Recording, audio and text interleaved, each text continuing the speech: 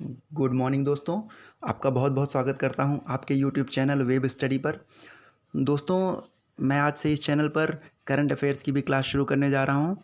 दोस्तों, चूँकि आज ये मेरी पहली क्लास है, इसलिए मैं आपसे आपका कुछ 10, 15, 20 सेकंड आपका चाहूँगा दोस्तों। तो प्लीज़ इस बात को बिल्कुल ध्यान से सुनें। दोस्तों, यूट्यूब पर करंट अफेयर्स पढ़ाने वालों की लाइन लगी हुई है। कम से कम सैकड़ों चैनल होंगे जो कि करंट अफेयर्स आपको पढ़ाते हैं दोस्तों।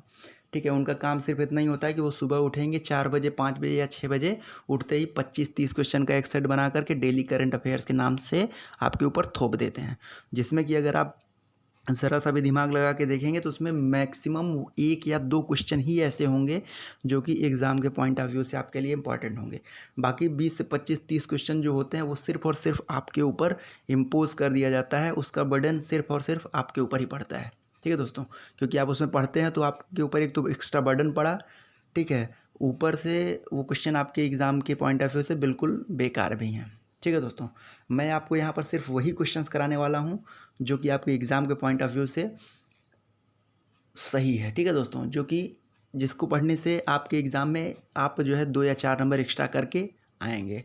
ठीक है? एक्स्ट्रा बर्डन मैं आपके ऊपर नहीं देने वाला हूँ दोस्तों, इसलिए मैं आपको पहले ही बता दे रहा हूँ कि मैं बहुत ही ज़्यादा सेलेक्टेड क्वेश्चन ही आपको कराने वाला हूँ, जो कि आपके एग्ज़ाम के पॉइंट ऑफ व्यू से बेनिफिशियरी हो। ठीक है?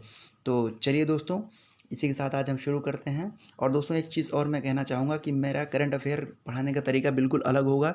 जितने भी लोग यूट्यूब पर अभी तक पढ़ाते हैं वो सिर्फ क्या करते हैं कि 25-30 क्वेश्चन सिर्फ और सिर्फ ऑप्शनल टाइप में बनाकर डाल दिए, कोई सा भी क्वेश्चन कहीं से भी उठा दिए। मैं उस तरीके से बिल्कुल नहीं पढ़ाऊँगा। मैं आपको जिस दिन भी करंट अफेयर पढ़ा रहा हूँ उस दिन का पर्टिकुलर दिवस, व्यक्ति विशेष खबर, राज्यवार खबर, राष्ट्रीय खबर, अंतर्राष्ट्रीय खबर, सामान्य ज्ञान, ठीक है दोस्तों, सारे टॉपिक्स को कवर करूँगा। उनके जो भी 1-1, 2-2 क्वेश्चंस होंगे महत्वपूर्ण, वो आपको पढ़ाऊँगा। ठीक है दोस्तों? तो आइए अब देर ना करते हुए शुरू करते हैं। और क्षमा चाहूँगा कि आपका इतना समय ज़ाया किया। बताना इसलिए ज़रूरी था क्योंकि आज ये पहली क्लास है।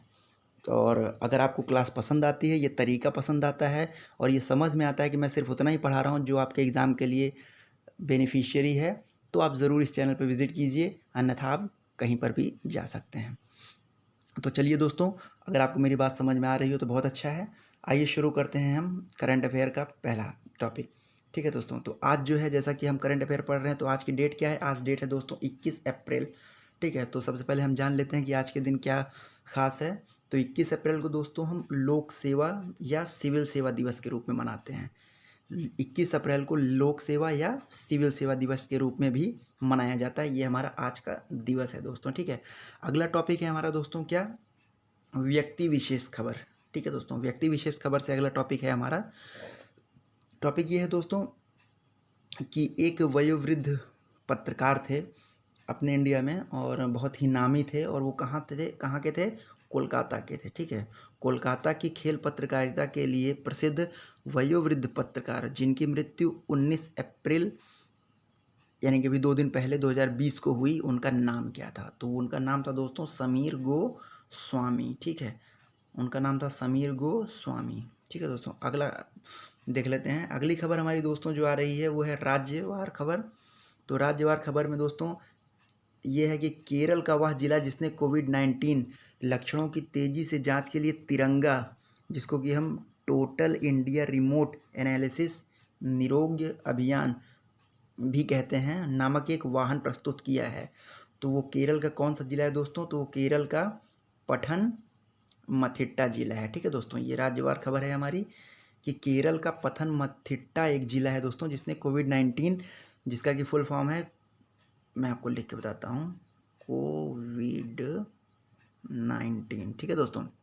तो इसमें CO यानी को, इसका फुल फॉर्म है कोरोना, VI इसका फुल फॉर्म है वायरस, और ये D जो है इसका नाम है, इसका फुल फॉर्म है डिजीज़। तो इसका फुल फॉर्म हो जाएगा कोरोना वायरस डिजीज़, और ये 19 का मतलब है दोस्तों 2019। ठीक है दोस्तों?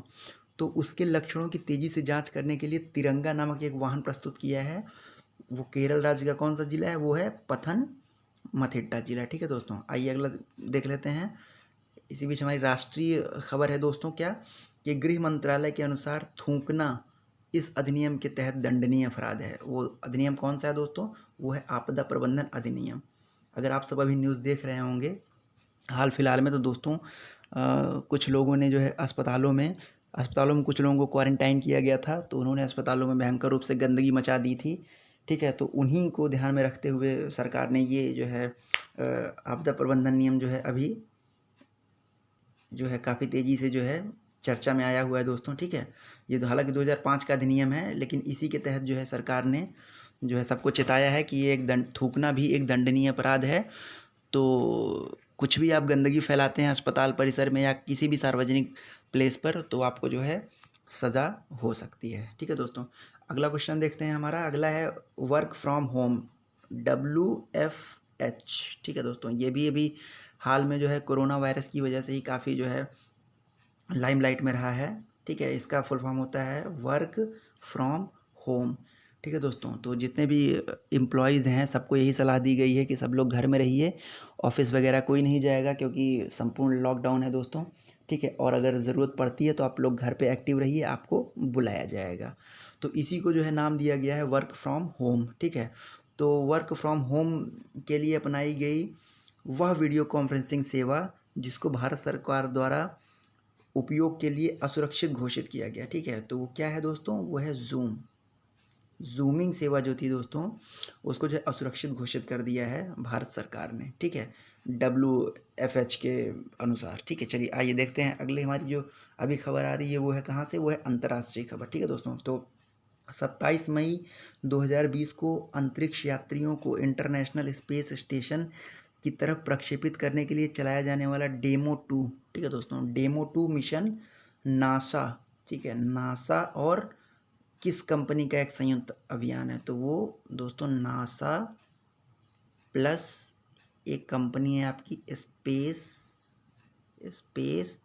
एक्स। ठीक है दोस्तों, तो नासा और स्पेस एक्स एक कंपनी है, इन दोनों का संयुक्त अभियान है क्या, डेमो 2। ठीक है दोस्तों, तो स्पेस एक्स और नासा का संयुक्त अभियान है क्या, डेमो 2। अभी कब जो है चलाया गया है, ये 27 मई 2020 को। चलाया गया नहीं है दोस्तों, चलाया जाएगा। ठीक है चलिए अगला क्वेश्चन देख लेते हैं। अगला क्वेश्चन है हमारा पर्यावरण से संबंधित दोस्तों। क्वेश्चन ये है कि ट्रिमेरे सुरस सालजार, ये क्या है दोस्तों, ये एक तरीके की सांप, जिसको कि हम स्नेक भी बोलते हैं इंग्लिश में। ठीक है, स्नेक भी बोलते हैं, उसकी एक नई प्रजाति है दोस्तों। ठीक है, यह जो है एक राज्य में खोजी गई है, उसी राज्य का नाम पूछ रहा है यहाँ पर।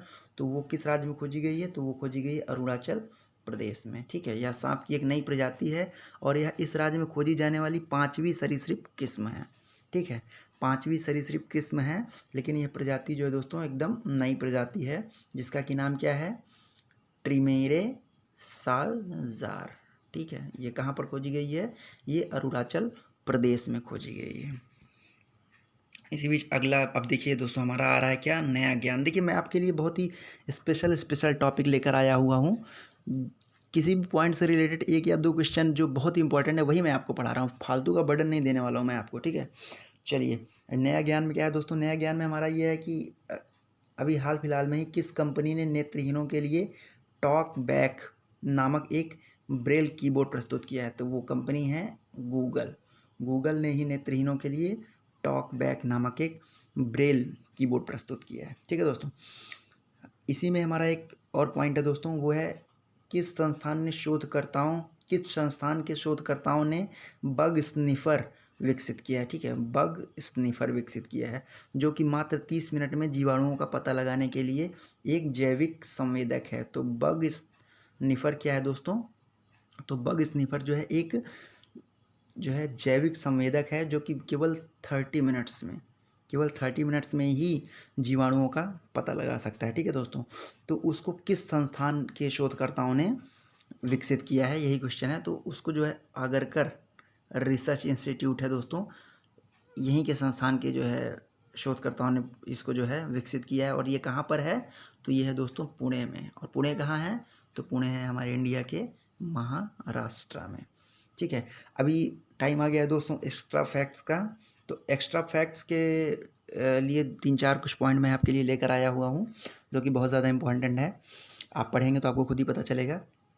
दोस्तों हमारे यहाँ एक संस्था है CSIR, आप लोग जानते भी होंगे, जिसका कि फुल फॉर्म है वैज्ञानिक एवं औद्योगिक अनुसंधान परिषद, ठीक है दोस्तों। तो उसकी स्थापना कब हुई थी? तो उसकी स्थापना हुई थी दोस्तों 26 सितंबर 1942। ये फैक्ट्स हैं कुछ, ठीक है, जैसा कि मैंने इसका नाम भी रखा है इस सेशन का एक्स्ट्रा फैक्ट्स, तो इसको आपको याद रखना है। ये फैक्ट्स हैं, ये आपके एग्ज़ाम के पॉइंट ऑफ व्यू से बहुत ज़रूरी होते हैं, ठीक है दोस्तों। तो इसकी स्थापना CSIR की स्थापना कब हुई थी? 26 सितंबर 1942 को हुई थी।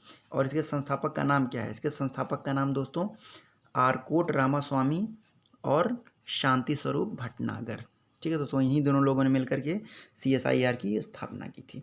चलिए अगला क्वेश्चन देखते हैं हमारा। WHO, ये भी हाल फिलहाल में ही अभी बहुत ही ज़्यादा लाइमलाइट में रहा है कोरोना वायरस की वजह से, तो जिसका कि फुल फॉर्म होता है वर्ल्ड हेल्थ ऑर्गेनाइजेशन, ठीक है, वर्ल्ड हेल्थ ऑर्गेनाइजेशन, ठीक है।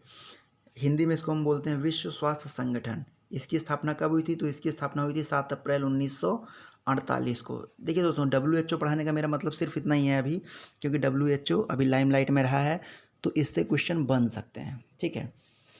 और आप लोग खुद ही समझ रहे हैं कि क्या इंपॉर्टेंट है क्या नहीं है, ठीक है। चलिए, तो इसका मुख्यालय कहाँ पर है? तो इसका मुख्यालय दोस्तों जिनेवा में। और जिनेवा कहाँ पर है? तो जिनेवा है स्विट्ज़रलैंड में, ठीक है दोस्तों। चलिए अगला टॉपिक है हमारा, जो कि लास्ट टॉपिक है इस वीडियो का। भारतीय सर्वोच्च न्यायालय का अस्तित्व में आना कब हुआ, ठीक है। तो भारतीय सर्वोच्च न्यायालय जो थी वो दोस्तों 26 जनवरी 1950, जिस दिन की हमारा संविधान पूर्ण रूप से लागू हुआ, ठीक है। हमारा संविधान कुछ तो 26 नवंबर 49 को ही लागू हो गया था, ठीक है दोस्तों। और कुछ जो चीज़ें बची हुई थी वो 26 जनवरी 1950 को पूर्ण रूपेण हमारा संविधान लागू हो गया था, ठीक है दोस्तों। तो उसी समय जो है ये भारतीय सर्वोच्च न्यायालय जो है अस्तित्व में आई थी, ठीक है। हालांकि उस समय न्यायाधीशों की संख्या बहुत कम थी, ठीक है। उस समय न्यायाधीशों की संख्या जो है 7 या 8 थी, ठीक है दोस्तों। मगर अभी अभी करंट में, तो करंट में दोस्तों, करंट में सर्वोच्च न्यायालय में न्यायाधीशों की संख्या कुल कितनी है? 31 है, जिसमें कि दोस्तों मैं आपको बता दूं, एक होंगे आपके मुख्य न्यायाधीश और बाकी 30 जो हैं वो अन्य न्यायाधीश, ठीक है। एक मुख्य न्यायाधीश और 30 जो हैं अन्य न्यायाधीश, तो कुल मिलाकर के कितने हो गए? कुल मिलाकर के सर्वोच्च न्यायालय में आज की डेट में 31 कुल न्यायाधीशों की संख्या है दोस्तों। तो चलिए दोस्तों, बहुत ही अच्छा लगा मुझे और मुझे पढ़ाकर आप सबको, और मुझे उम्मीद है आपको भी ये नए तरीके से जो है करंट अफेयर पढ़ के मज़ा आया होगा, ठीक है दोस्तों।